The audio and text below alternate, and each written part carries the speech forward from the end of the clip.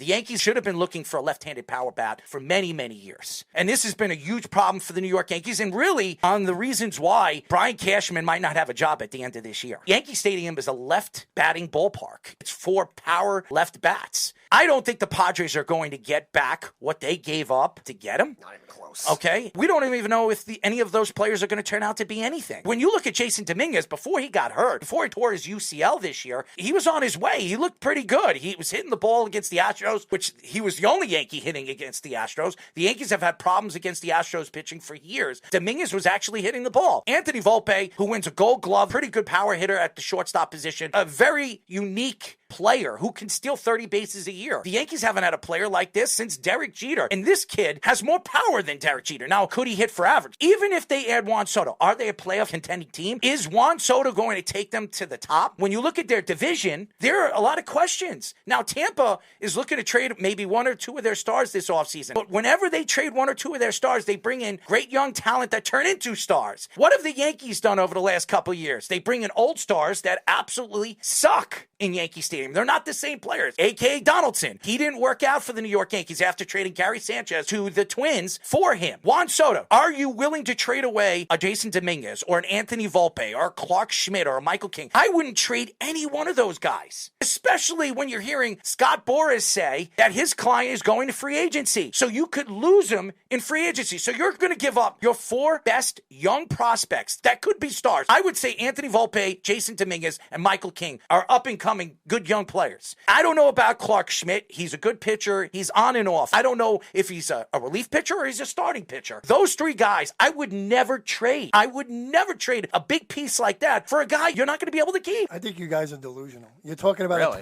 25-year-old kid who's amazing, who's been an MVP, who terrorizes the league. He's never won an MVP. In the World Series. Yeah. The biggest stage. He's 25 years old. He's a left-hitting power guy. And you're worried about fringe starters? Really? Fringe starters. Dominguez is a fringe starter? No, we're talking about Michael King. Oh, Michael King is a good player. He's okay. When he started at the end of the season, actually really good. He's got great stuff. Consistency is key. He's never been consistent. You're talking about a 25-year-old future Hall of Fame All-Star MVP. Well, hold on caliber. one second. You're saying a future Hall of Famer. He hasn't done anything yet except winning World Series. That was the He hasn't 1 done year. anything yet? No, he really His hasn't. numbers are not- No, he went to the Padres. Look at the team that he has around him. Look at the talent he has around him. You should be a World Series championship team every single year. You couldn't even make the playoffs. So you're going to sit here and you're going to tell me Juan Soto, he's a great player. He had 30 home runs. Baseball is not an individual Look at the team, sport. Mike. The team is dysfunctional, but it has nothing to do about Juan Soto. And it could have something to do with the trade value that the team will get back, though, because they're trying everything to shed payroll. That's They're a whole desperate. different ballgame, but you're talking about acquiring a 25-year-old, and you're talking about, well, I'm not going to give him because he's going to be a rental. Then you don't get him. Juan Soto can easily shift the balance in that Yankee lineup. From a There's no baseball question. standpoint, he could do that. But here's the Then problem. that's the question. Are you going So to keep what's the answer? $500 million? That's one. Number two, are you going to be able to keep him at the end of the season? If you're going to trade away Michael King, who, by the way, his ERA last year was a 2.75 as a starter, and his whip was close to 1. This guy could be a dominant starter. He could be your third or even second guy. He could be your number one in the future. I want to ask you, so you're telling me you're going to hold back trading for Juan Soto If over a guy named Michael King? You're not just giving up Michael King. They want at least two of those guys. They want 2 top 100 prospects. They want at least 2 of those guys and maybe one of the other pitching prospects that they have. You're going to give up Dominguez or Volpe or Michael King or Clark Schmidt? If you want Clark Schmidt, I'd give up Clark Schmidt and the 2 young pitching prospects. I want to ask you right now. Yes. King, Schmidt, and Dominguez for Soto. Done. No questions asked. You're not keeping him next year. That's why he's already said that he's going to free he's agency. Going to free agency. So Yes. guess what? You can't pay him? Or you're just not inclined that Steinbrenner is going to shell out $500 million anymore? No, I think Steinbrenner will, but that doesn't mean he's going to take it. What about the Mets? What up if Steve Cohen says you're giving him $500? I'll give him $550. And that's the problem. You're giving away top prospects. You're giving up your best prospects, and you're taking a chance with Juan Soto. Every team will be doing that. I don't think so. You haven't heard the Mets offer They don't any of need their to. They're not gonna because they know he's going to go to free agency. Exactly. So why should the Yankees do that? Because you need him on your team to have him make a decision of possibly staying and telling Boras, if it's only a difference of maybe 25, 50 million, I'll stay here. Every other team that doesn't have that legitimate shot of maybe signing him needs to bring him in to have that shot of re-signing him. Come on. You know Scott Boras. We all know Scott Boras. He's not going to sit there and say, hey, you know what? We'll spin the wheel, make the deal. We'll cut $30 million because you're the Yankees. He's not doing that. He's going to try to draw as much possible money.